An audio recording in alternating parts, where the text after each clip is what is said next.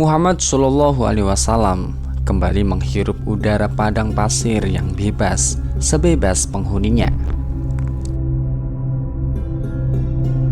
Kembali menyaksikan keramah tamahan penduduk pedesaan, menyimak keluasan bahasa yang mereka ucapkan dalam setiap pembicaraan, menonton gaya hidup mereka yang begitu gigih mengatasi kegersangan serta menjaga suku dari kemungkinan terjadinya serangan. Dan dari perkampungan Bani Sa'di inilah beliau mulai belajar menggembalakan kambing yang membutuhkan kesabaran.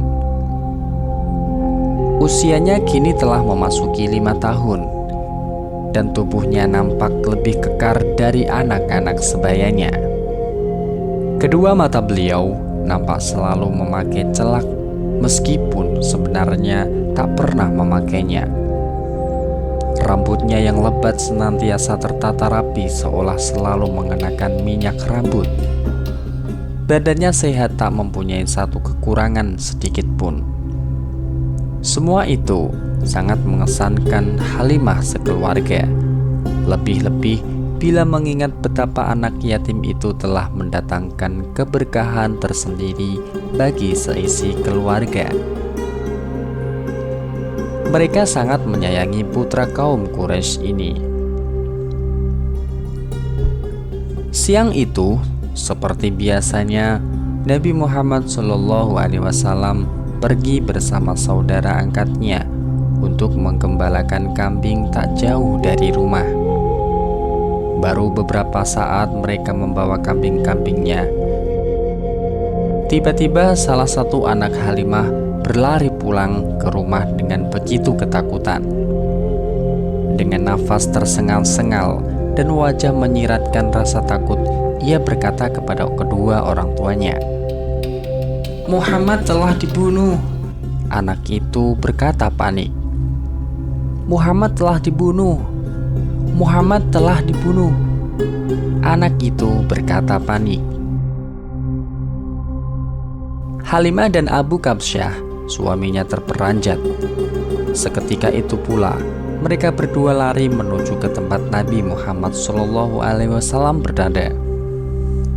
Kedua orang tua angkat Nabi Muhammad SAW tak bisa membayangkan jika apa yang selama ini menjadi kepercayaan masyarakat Arab menimpa anak angkatnya.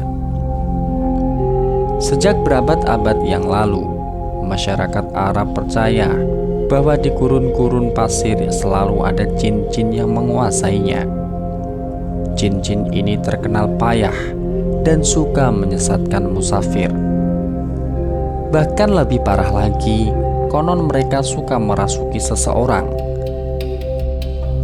membuatnya meracau dan mendendangkan syair-syair tak karuan. Mungkinkah jin-jin itu kini tidak hanya mengganggu musafir, tapi mereka juga mulai membunuh manusia?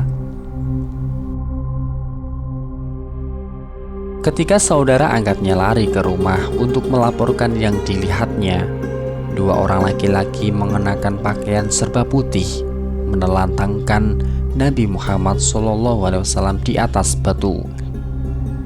Mereka adalah Jibril dan Mikail, bukan jin-jin payah padang pasir itu. Dengan begitu terampilnya, kedua malaikat tadi membelah dada Nabi Muhammad SAW dan mengambil segumpal darah. Hati Nabi lantas dibasuh dengan air Zam-Zam yang telah mereka persiapkan dalam sebuah bejana emas.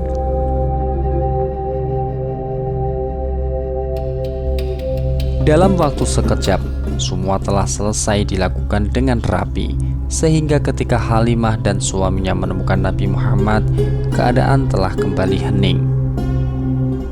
Anak itu telah berdiri mematung dengan wajah pias bagi orang hendak pingsan. Halimah dan suaminya buru-buru mendekap Nabi Muhammad SAW. "Anakku, apa yang telah terjadi padamu?" tanya suami Halimah. "Dua orang laki-laki berpakaian serba putih telah mendatangiku. Kemudian aku ditelantangkan di atas batu itu dan mereka membelah dadaku. Diambillah sesuatu dari dadaku dan aku tidak tahu apa itu," jawab Nabi Muhammad SAW polos.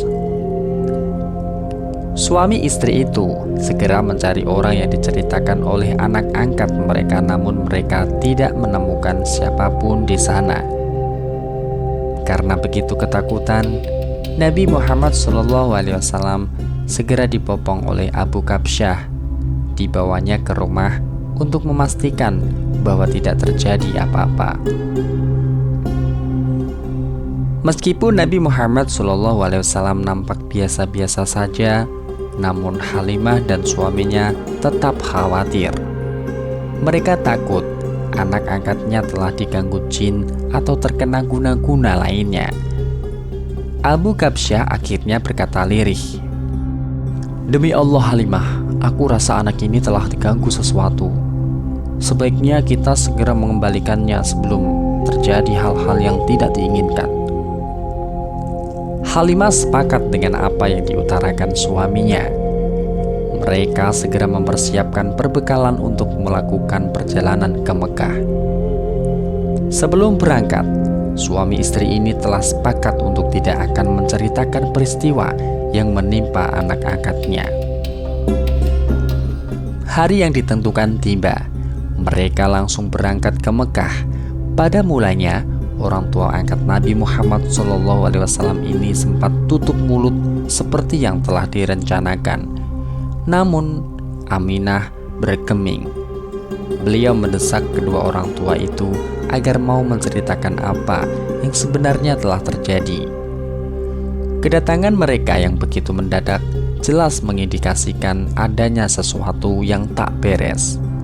Akhirnya, Halimah dan suaminya menceritakan semua yang hendak mereka rahasiakan. Ibunda Aminah mendengar penuturan mereka dengan penuh perhatian. Namun beliau sedikit pun tidak mengkhawatirkan keadaan putranya itu. Setelah kedua orang itu selesai bercerita, ibunda Nabi berkata, "Jadi kalian berdua khawatirkan putraku? Demi Allah, jangan. Sesungguhnya putraku ini telah mengalami suatu kejadian yang belum pernah aku ceritakan pada kalian. Pertama, ketika mengandungnya, aku tidak merasakan kalau sedang hamil. Kemudian, aku melihat ada secercah cahaya menyamai bintang keluar dari tubuhku yang menerangi saat aku melahirkan. Dan ketika aku melahirkannya, posisinya tidak menyamai dengan bayi-bayi yang lain. Dia meletakkan tangannya di tanah serta menengadahkan kepalanya ke langit. Maka bawalah ia kembali bersama kalian." Meskipun Halimah telah tenang, ia tetap tidak mau membawa lagi Nabi Muhammad SAW. Suami istri Bani Sa'di itu tidak berani menanggung resiko jika nanti terjadi hal-hal yang lebih mengerikan dan membahayakan Nabi Muhammad SAW. Akhirnya, hari itu pula Nabi Muhammad SAW resmi dilepas oleh Halimah dan hidup bahagia di bawah asuhan ibunya.